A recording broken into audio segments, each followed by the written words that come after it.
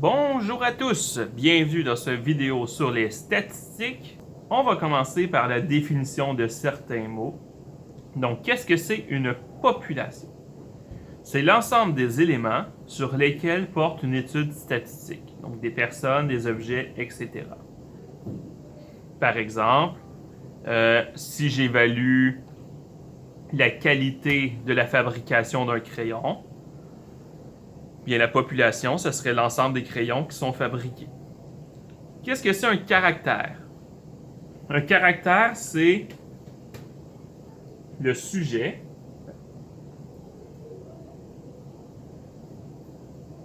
la question, le sujet sur lequel porte une étude. Par exemple, si le but c'est de tester est-ce que le crayon est solide, eh bien le caractère, ça serait la solidité du crayon. Et là, on teste en essayant de le casser s'il casse ou pas, par exemple. Le caractère, c'est la question de sujet sur lequel porte une étude. Si, par exemple, on veut savoir il y a combien de personnes dans la classe qui parlent français à la maison, eh bien, la population, ça serait les élèves dans la classe. Et la question, le caractère, ça serait langue parlée à la maison. La langue qui est parlée à la maison, est-ce que c'est le français? Ensuite, le caractère peut être soit qualitatif, soit quantitatif. Donc, un caractère qualitatif, c'est un caractère qui se répond avec un mot.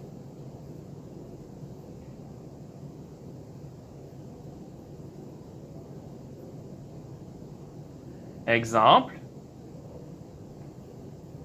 langue parlée à la maison. On répondrait avec le mot français, anglais, espagnol, tagalog, russe. Donc, la langue qui est parlée à la maison, c'est un mot, la réponse. Quantitatif, on répond avec une quantité.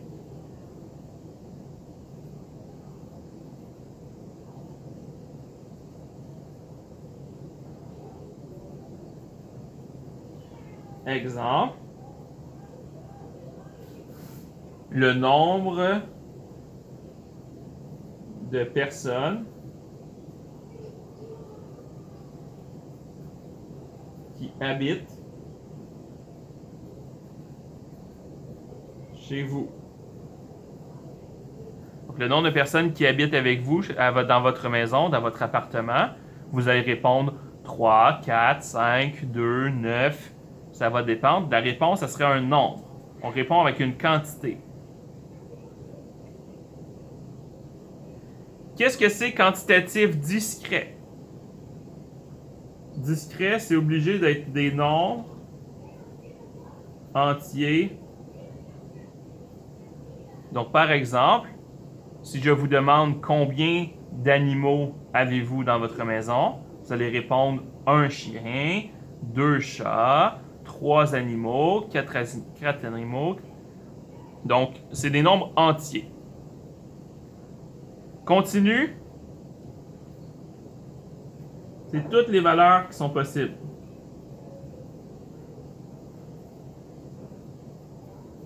Donc, par exemple, nombre entier. Donc, pour discret, on avait dit, exemple, le nombre d'animaux, le nombre de frères que vous avez.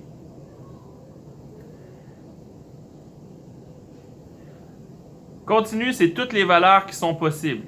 Par exemple, imaginez, vous avez un petit bonhomme qui se promène et là il mouille. Quand il mouille là, est-ce que la pluie elle tombe tranquillement? Oui. Si c'était discret la pluie, voici ce qui se passerait. Votre pluie elle serait là dans les airs. Imaginez là qu'on dit que la pluie, ce serait quelque chose qui est discret. Ça veut dire que c'est des nombres entiers de pluie qui tomberaient. Donc, il n'y aurait pas de pluie, pas de pluie, pas de pluie, pas de pluie, pas de pluie. Puis à un moment donné, bang! Tu aurais 1 mètre d'eau qui tomberait sur la tête du monsieur. 1 mètre d'eau. Est-ce que c'est logique que la pluie tombe en coup de 1 mètre? Pas du tout. Donc, il y a des choses dans la vie que ce sont des valeurs qu'on appelle continues. Donc, ce sont toutes les valeurs qui sont possibles. Donc, exemple, la quantité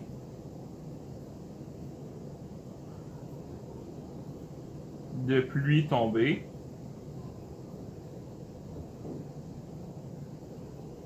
donc l'eau qui tombe tranquillement, ça va faire 1 mm, 1,5 mm, 2 mm, 2,3 mm, 3 mm, ainsi de suite. Ça monte tranquillement l'eau. Donc ça ne tombe pas en nombre entier. Maintenant, il y a deux types d'études statistiques. Une qui est beaucoup plus populaire que l'autre. Premier type d'étude statistique possible, ça s'appelle un sondage. Donc, un sondage, qu'est-ce que c'est? Un sondage, c'est qu'on étudie une partie de la population.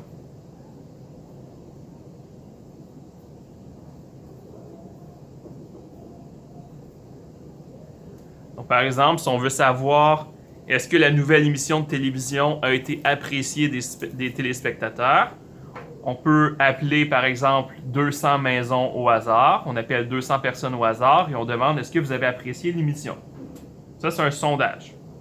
Un recensement, on étudie toute la population.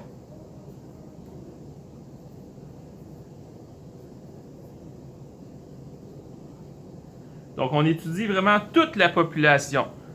Les recensements, c'est rare que ça arrive parce que ça coûte vraiment très cher d'évaluer l'opinion de tout le monde.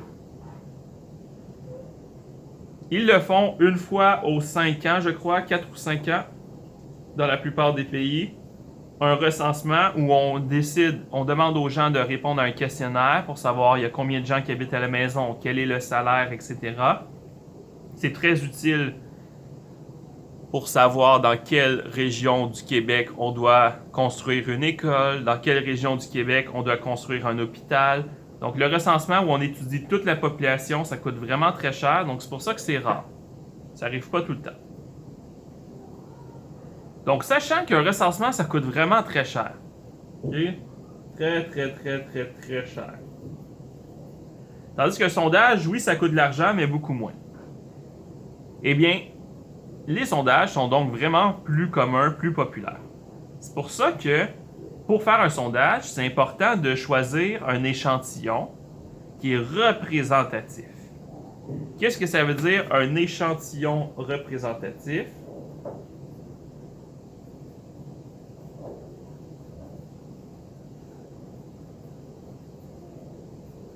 Eh bien, un échantillon représentatif, qu'est-ce que ça veut dire? C'est une partie de la population qui représente bien toute la population. Donc, si par exemple, vous voulez savoir si votre nouvelle saveur de gomme à mâcher est populaire, vous allez demander à une certaine personne au hasard. Je ne sais pas, on va vous dire, vous allez demander à 500 personnes s'ils ont apprécié votre gomme à mâcher. Mais il faut que ça représente bien toute la population. C'est ça un échantillon qui est représentatif. Donc, il y a différents moyens de choisir un échantillon. Il y a différents moyens de choisir une partie de la population qu'on va étudier. Ces moyens-là, on appelle ça les méthodes d'échantillonnage. Première méthode pour choisir un échantillon, c'est tout simplement de choisir des éléments au hasard. Fait qu'imaginez, on est 1200 élèves dans l'école, on en choisirait 100 personnes au hasard et on leur demanderait qu'est-ce qu'ils pensent du menu de la cafétéria. Deuxième méthode. Ça, c'est une méthode qui est quand même souvent utilisée. Choisir un vrai au hasard, c'est quand même difficile. Okay? Même avec les ordinateurs, choisir vraiment au hasard, à part de piger dans un sac, c'est difficile quand même d'avoir un vrai aléatoire. Donc, c'est pour ça que la méthode systématique, elle est souvent utilisée. À partir d'une liste, on choisit chaque N éléments. Donc, imaginez que vous avez 1000 personnes, vous voulez en choisir 10%, eh bien, vous allez compter 1, 2, 3, 4, 5, 6, 7, 8, 9, 10. Vous allez piger, prendre la personne. 1, 2, 3, 4, 5, 6, 7, 8, 9, 10. Vous allez prendre la personne. Systématique, c'est que vous avez une liste et vous pigez chaque 5 ou 10 personnes quelqu'un. Méthode par grappe. Dans une école, on a vraiment plusieurs classes différentes. Il y a des classes de secondaire 1, de secondaire 2, de secondaire 3, de secondaire 4. Donc, il y a plein de classes dans l'école. Par grappe, ça serait tout simplement qu'on va piger des groupes au hasard. Donc, imaginez le directeur va piger. Il va piger, on va faire accueil intermédiaire. On va faire le groupe secondaire 2, 203. Et on va faire le groupe secondaire 4, 421. Donc, on a pigé 3 groupes au hasard. Et ensuite, on va demander à tous les élèves dans chaque groupe qu'est-ce qu'ils pensent du nouveau chandail de l'uniforme, par exemple. Donc, une méthode par grappe, c'est qu'on pige des grappes, on pige des groupes au hasard, et ensuite, dans les groupes, on demande l'opinion de tout le monde. La dernière méthode, ça s'appelle la méthode stratifiée. Qu'est-ce que c'est la méthode stratifiée? Eh bien, lorsque la population est hétérogène, donc lorsque la population est vraiment différente l'une de l'autre, donc par exemple, des secondaires 1, on considère que c'est assez différent d'un secondaire 5, ça n'a pas les mêmes goûts, ça n'a pas le goût de faire les mêmes activités le midi, ça n'a pas les mêmes intérêts, donc on peut dire que des secondaires 1 et des secondaires 5, c'est pas vraiment la même chose. Donc, dans ces cas-là, on fait la méthode stratifiée.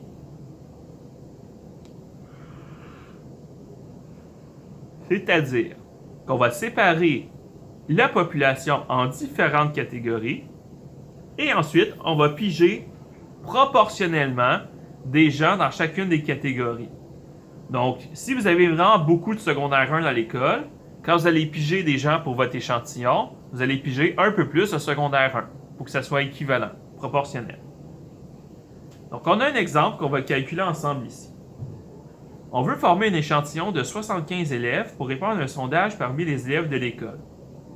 Donc, dans toute l'école ici, on va en choisir 75. Et là, on se demande combien on va en choisir de chacune des catégories. Donc, on va commencer par calculer le total de chacune des catégories. On a 102 élèves de secondaire 1. On en a 103 de secondaire 2. On en a 110 de secondaire 3. On en a 90 de secondaire 4 et on en a 95, 47 plus 48, 95, oui. Donc on a 95 secondaire 5 pour un total de combien d'élèves? 102, 103 plus 110 plus 90 plus 95 me donne 500 élèves. J'ai combien d'élèves pour les filles? 52 plus 55 plus 57 plus 40 plus 47 me donne 251 filles. Et j'ai combien de garçons? 50 plus 48 plus 53 plus 50 plus 48. Parfait. Donc ça me donne le total d'élèves. J'avais un échantillon de 75 élèves. 75 élèves sur un total de 500 élèves. Ça veut dire que j'en choisis combien? J'en choisis 15%. Donc 0,15, j'en choisis 15% des élèves. Donc pour chacune des catégories, comme j'en veux 75 en tout et que j'en ai 500, je vais choisir 15% de chacune des catégories. Donc, en filles de 4e secondaire, j'en avais 40. 15% de 40 me donne 6 filles. Combien de filles en tout?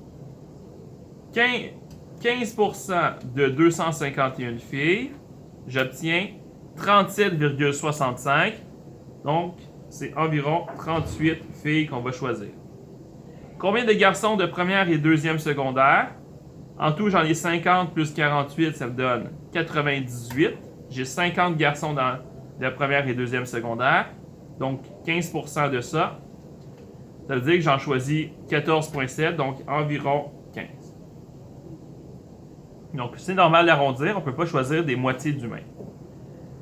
Même chose, si je veux choisir 110 élèves, 110 sur 500, ça me donne un pourcentage de 22%. Donc, je vais choisir 22% de chaque catégorie. Donc, des garçons de secondaire 5, 48 fois 22%,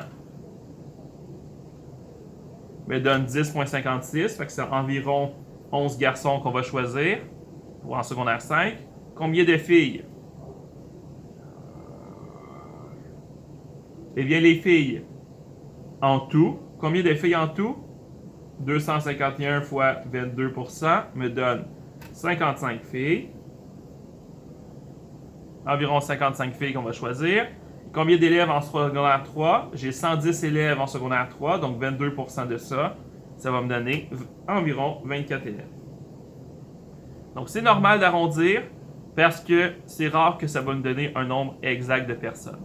Mais en respectant chacun de ces nombres, ça veut dire qu'on va respecter proportionnellement l'opinion de tout le monde dans la population.